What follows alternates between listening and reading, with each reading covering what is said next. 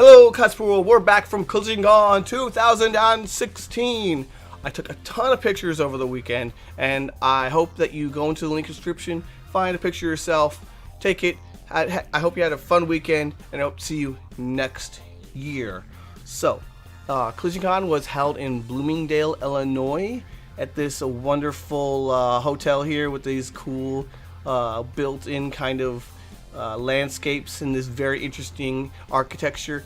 I'm a huge fan of hexagons, and I went to school for engineering, so this kind of very quirky architecture is hugely appealing to me, especially when you work in the whole cosplay aspect of taking pictures in it. And I'm just like, oh, what, it would be so amazing to have another chance for photographers to come here and take pictures in this location. And there's various different spots and nooks and crannies. However, the building will be torn down at some point in the next year. So unfortunately, this is the last chance for a convention to be held here, and it's sad. You can definitely tell the outside of the building has some age to it, so it makes sense. I can't say where the convention is going to be next year. Now let me talk about the convention itself, its merits and such and so forth. It's $40 a badge, which, like I said in Anime Fusion, is kind of high or not as cost effective as other events. So if you're looking to come here for this event, definitely get in when the badge is really cheap. I think it got as low as $25 for a weekend badge, if I remember correctly. But I really feel for what it's offering at the $30 mark is where I'd be more comfortable with. I do try to support my local cons, so I did pay the full $40 for the weekend badge. Additionally, I ran a panel for it, and I had the opportunity to get my money back for hosting a panel. However, I declined just to again support the local community. If that is some sign of bias, take that into account when you're considering this review of this convention. I would rate this at just above the size of a local college convention. The population was, if I had to guess, around 500. Also, there were numbers on our badges, so I feel like those numbers correlated to badges sold.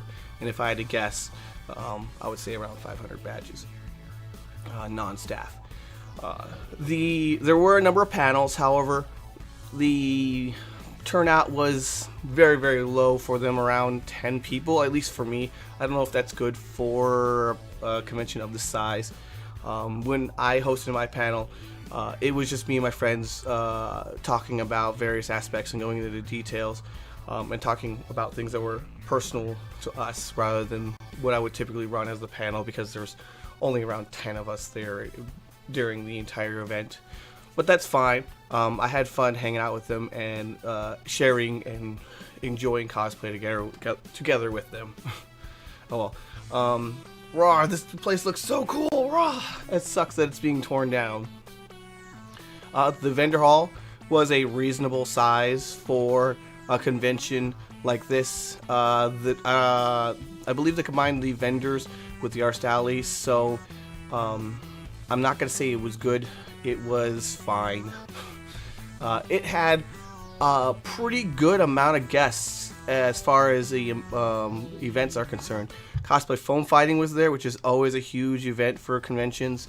Samurai Dan is a good mainstay, and they also had some J-Rock cover bands there, which had a good time, and you could see the cosplayers spending a lot of time in there enjoying that.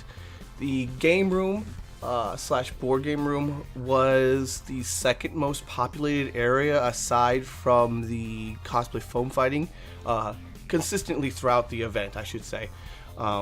So they seem to be doing a good job. It's very often that I find that conventions, their game room, even if it's not huge or spectacular, they're run by a good group of people who are dedicated to what they do, and they bring a lot of things to the table. I'm not sure if it's like the same groups. No, it's not. Definitely not, because there's I Play Games and the Gaming Gnome, and then I believe this is another group. So I guess people just love board games, and there's a ton of people with these old cabinets around. Oh well. I think it's just always good to have a Smash tournament at a convention. People are willing to pick that up even if they've never played, and it's just casual enough for everyone to have a lot of fun at that. There was no masquerade. Any kind of cosplay competition was a sign up for the hall is like a hallway thing, and it was pretty casual. I was attempting to bring a cosplay to this, but I got really sick after DaishoCon. I'm pretty sure you could hear it in my last video where I was just barely getting through it, and even now my voice is still pretty raspy. That week before DaishoCon I got really sick, and I was still recovering over the Thanksgiving period. Additionally, my friend's car's transmission fell out, so even if we could finish it, we couldn't get it there. They were very large costumes. So I just went to the convention with a few costumes to maybe put them on, but I just more or less hung out, talked with friends, and then had my panel.